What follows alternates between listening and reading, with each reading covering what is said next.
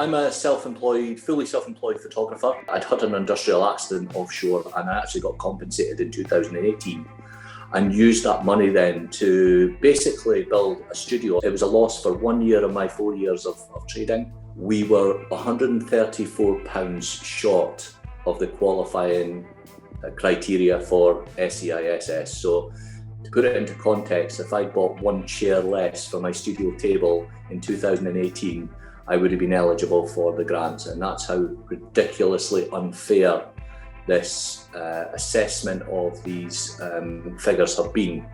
The Chancellor's repeatedly failed to close gaps in support for the self-employed. Millions are affected by this. It's bad enough to have made that mistake in March. But 7 months on, the Institute of Fiscal Studies says the scheme remains, their words, wasteful and badly targeted for the self-employed. The Institute of Directors, many self-employed continue to be left out in the cold. This has now, like I said, become more of a political policy and decision that they're not going to help people. The excuse that they've given for not helping the excluded is due to fraud and not being able to get the correct information to be able to create a one-stop shop.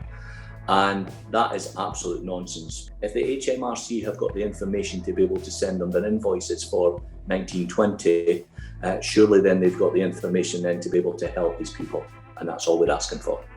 In 2020, we had 26 weddings booked in and we managed one.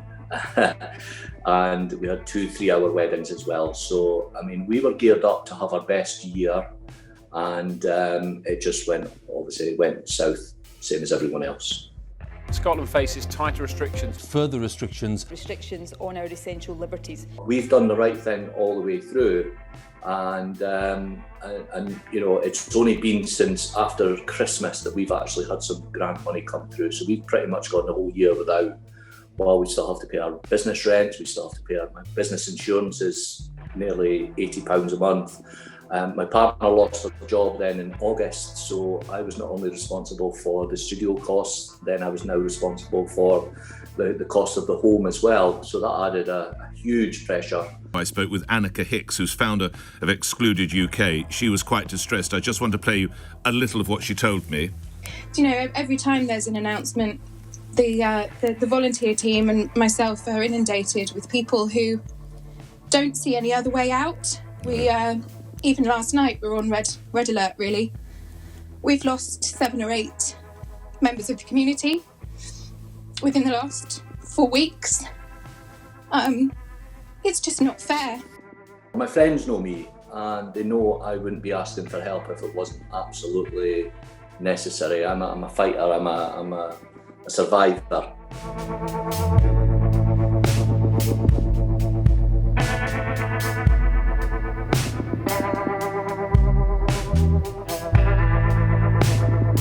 The self-employed were actually called the backbone of the British economy.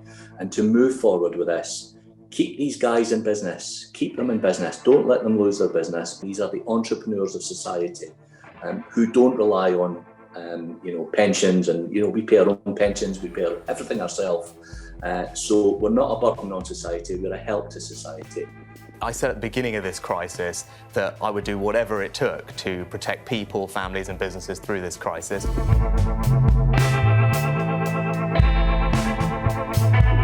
The dream is that he opens it up and makes sure that he fulfills his promise that he made back in last March, that no one will be left behind.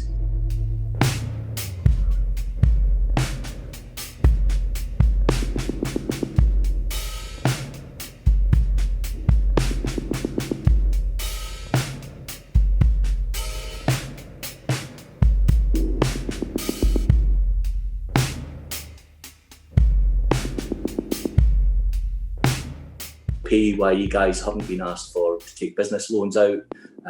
PAYE haven't been asked to, provide their bank's details to make sure that after all their outgoings, they only have this much left in the bank. None of that. The whole idea is to get parity for absolutely everyone.